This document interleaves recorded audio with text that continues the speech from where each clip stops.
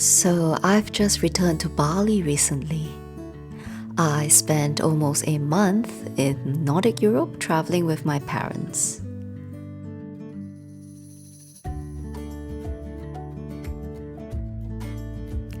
We were in Iceland, the land of fire and ice.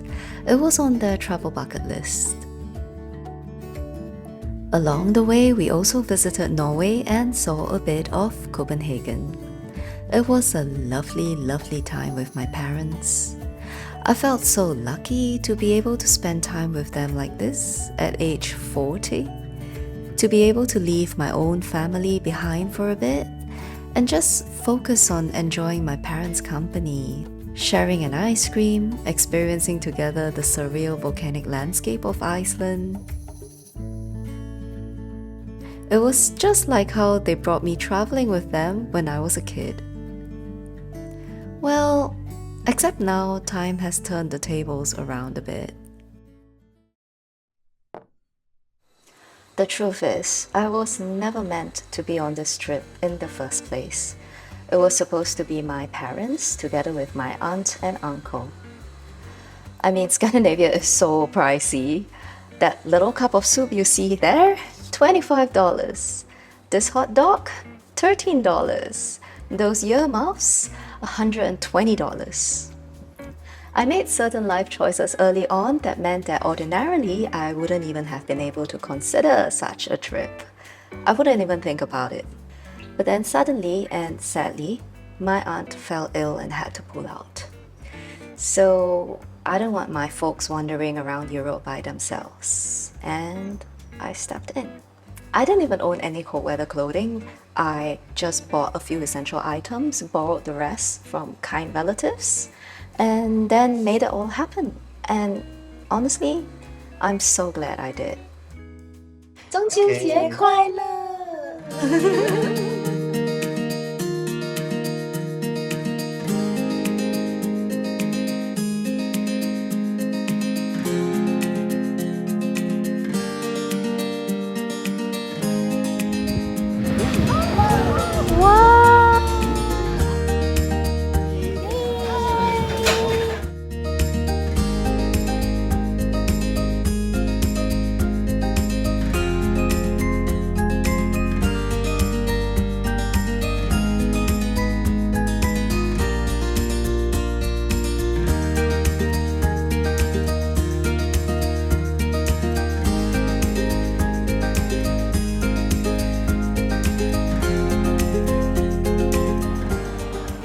How is it? How is it? How is it?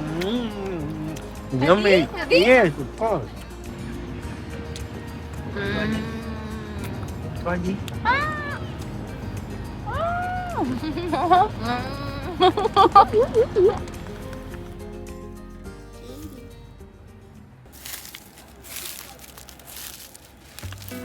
Family, especially parents, I think, they have the potential to trigger you just so quickly. Like, what's that Ram Dass quote? If you think you're enlightened, go spend a week with your family. And that was so true for me for so long. But these days, I think I finally evolved past that mostly, and I'm really glad. Lately, I feel like this is the time to truly cherish my parents. It's kind of ironic because just not so very long ago, I was trying so hard to escape them, their sphere of influence and control, so I could become my own person. I also had these strange ambitions in life: surfing, seeing the world, living as a free human. Singapore wasn't the place for me, and eventually I ended up building a life away from my family.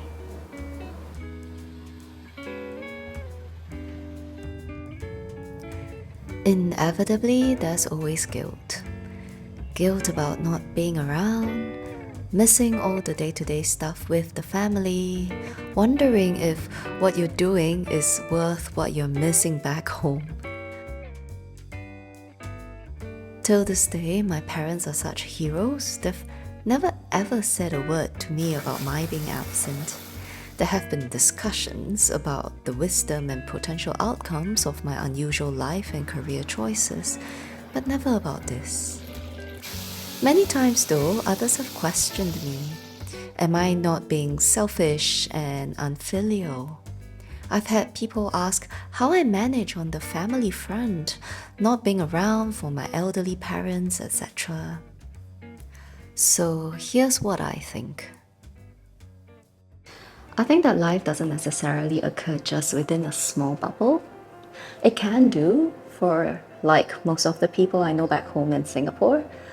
But for many others out in the world, I mean, even simple stuff like starting school, higher education, getting a job, all these often ends up taking place far away from where one grew up.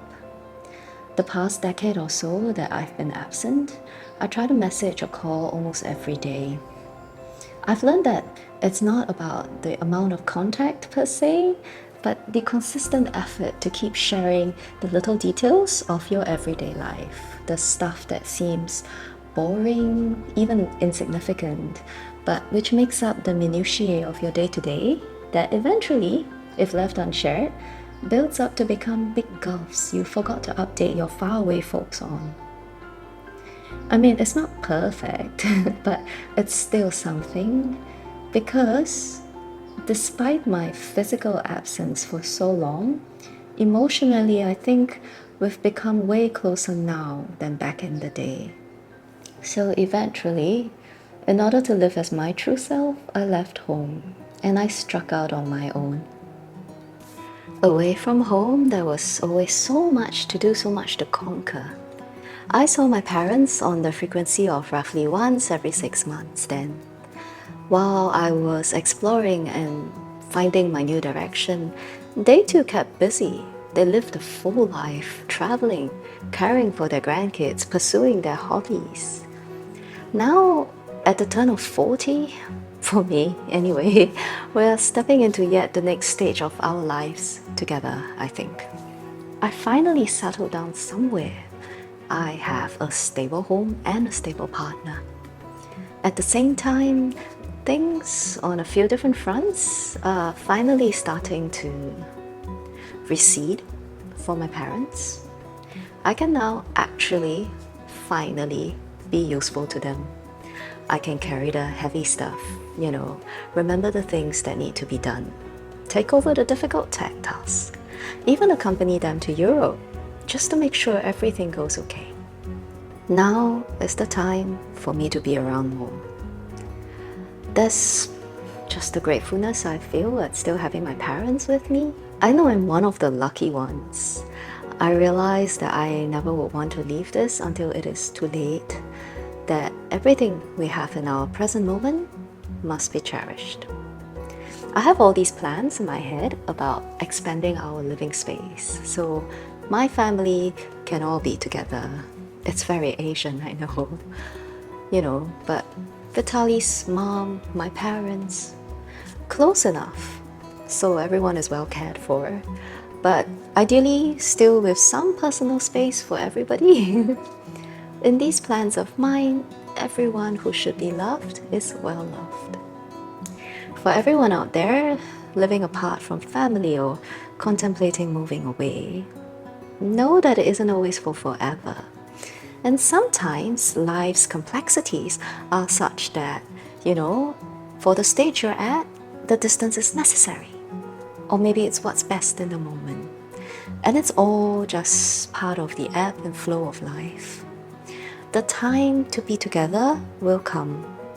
And then when it does, we should be ready to embrace it and cherish it before it's gone. Maybe this is the way life was always supposed to be.